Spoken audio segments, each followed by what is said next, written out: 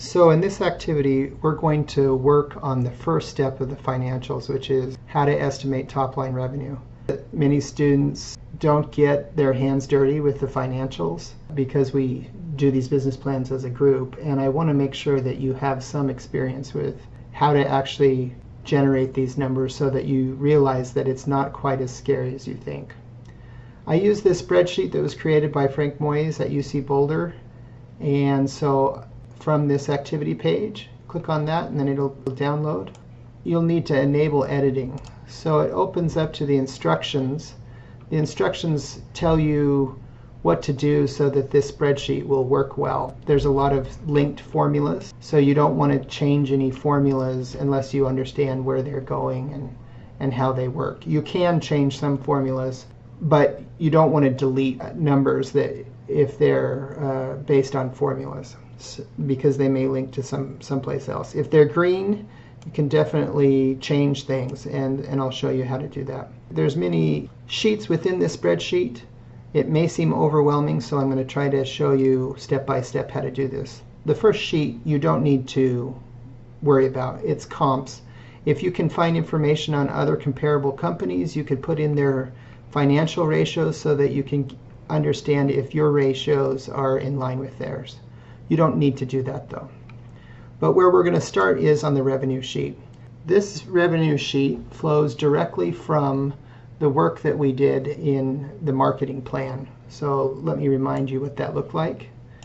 We had a sales funnel in which we say that we do certain actions, like Facebook ads, that create some awareness, and then eventually that transfers.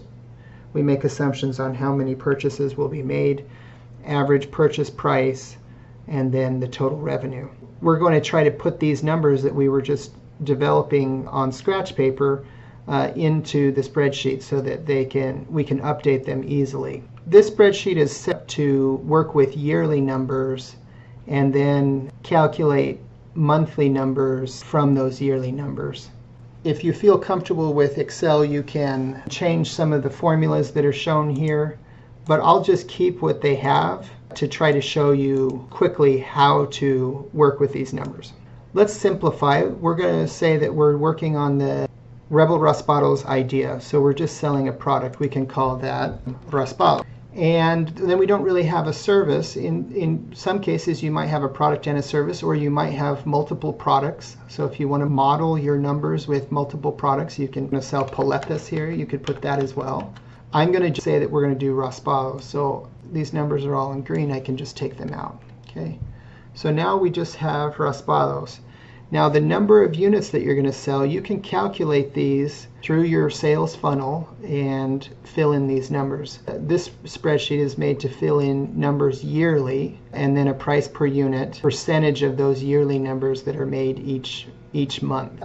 You could start down here and put the monthly numbers in that you calculate from your sales funnel, and then link those monthly numbers to yearly numbers up here. If you feel comfortable with doing that, that probably makes more sense, but because the way the formulas are made, I'll just follow the easiest way. You say your average price per unit is $4.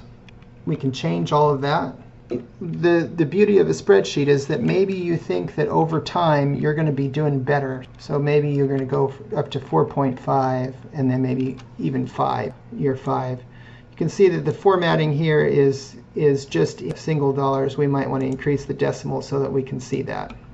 So all of this spreadsheet here, this is just the work that you're going to do to calculate numbers. I actually won't see this in the business plan.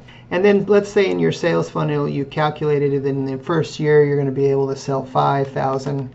The next year you're going to be able to operate full year and you'll get to 12,000. Again, these numbers come from what your sales funnel say. You think you're going to be able to continue to grow, you're going to continue to do advertising, and maybe you'll get to 18,000, 25,000, and then maybe you think you're going to open a new store in year 5 so that you're going to be able to jump up to 40,000. So this is just simple math. If you take 5,000 times 4, you're going to get $20,000. So your revenue is going to grow like that. This spreadsheet down here will help you to figure out if you're going to have any cash problems, especially if you have cyclical sales or if you have other issues like that. It's important. So The way they calculated here is they said that they get 5% of their yearly sales in the first month, then 8%, then 10%. You can see up here the formula, right? And then in month 7 they would get 10%, then 12%. So you can see that it's kind of growing over time. Of course, all of these percentages have to add up to the total, right? You want to try to make these numbers make sense. Operating more in the summer, you want to increase these numbers. You can see here that the number is off here. Someone just typed this number in for year 3, year 4, and year 5. So you got to make sure that these numbers total correctly. One easy way to do that is to pull that formula over, and then you'd have to figure out, do these numbers make sense? All of these numbers are based on some formula. You have to figure out how much you're going to sell each month. So you could just copy these percentages. Again, these are formulas. So you'd copy this formula over, or you could just copy over like this. Once you copy those over, you can see that the total for the year matches up with this total down here, except for this cell here. So we got to copy this over. Then you have how much you think you're going to sell each month for the first 5 years. Making these cells works, that's not very hard. What's key is the assumption of, okay, we're going to sell how many percent in each year. You should calculate in your sales funnel these monthly numbers. And so you should be able to say what percent of your yearly total you're going to get in each month. These numbers shouldn't be just copying what they gave in this formula. You should have some criteria. You could write notes like July sales will be highest, 15% of year total. You should have some assumptions based here. Maybe January sales, or 5% of year total. And then adjust these numbers in here, these formulas, so that they make sense. You could insert new columns to make your assumptions a little bit clearer. This is something I like to do. Instead of just having the formulas in a cell like that, make the formula really apparent. Basically, this one says 0.05, this one says 0.08, and this one says 0.10, 0.15, 0.12, 0.15, 0.12, 0.13, 0.15. Now I'm going to have to change this so that you can see it better, that number. So now you can see how these numbers work, and it's a little bit more apparent. So you can see that there's an error there because I increased one of the numbers. And then I would change this formula so that it multiplies by the cell next to it. I can just copy those down, and I can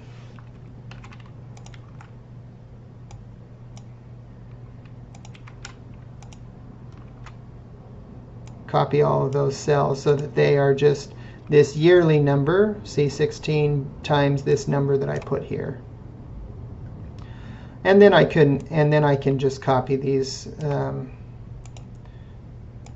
formulas over so that I can see where these numbers are coming from. I like Excel, so I like to do this kind of thing so that I can see where the numbers are coming from instead of having some calculation done there. We would put, let's just put these numbers here too. So I could just calculate like that, and I could, because they built the formulas correctly, we can just copy like this, and we can just copy this over here. We can copy this over here. Okay, and then we'll make sure that these are formatted correctly. All of you have taken a class in Excel, so none of this should be super confusing to you. Okay, we would put 11.12 and 0.12, and it looks like they all add up here. All I'm doing here is I'm able to keep track of where all the formulas are going. I've just changed all the formulas here so that I can change these numbers. So instead of saying take that by 0.06, I'm going to say take that by this number that I say here. The reason I do that is just so that everything is a lot more apparent. I don't have to look into these cells to know where those numbers came from. The reason I like to do this is just then you can change all of these numbers a little bit more easily. That one's right, that one's right, that one's right, that one's right. Okay, this one is not yet, so we just... Okay, so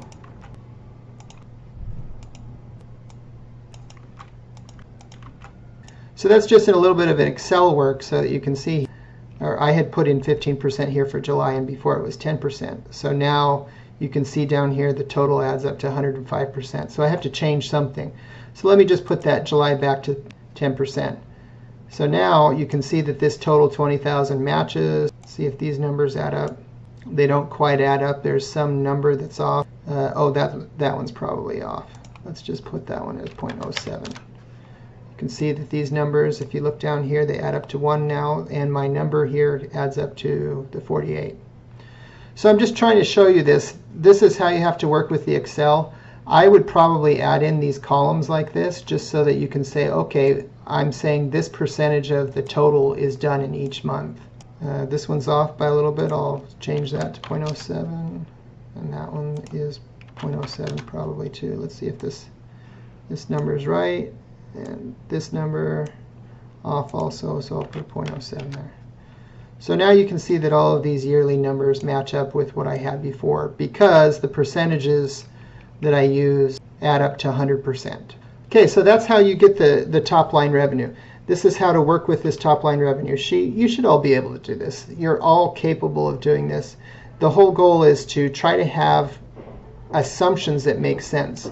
All of this is based on assumption. How did you get these numbers from your sales funnel, and do they make sense? So that's the first thing that you should do. I'll let you work on that, and I would save this spreadsheet because we'll start with another activity where we'll go from here.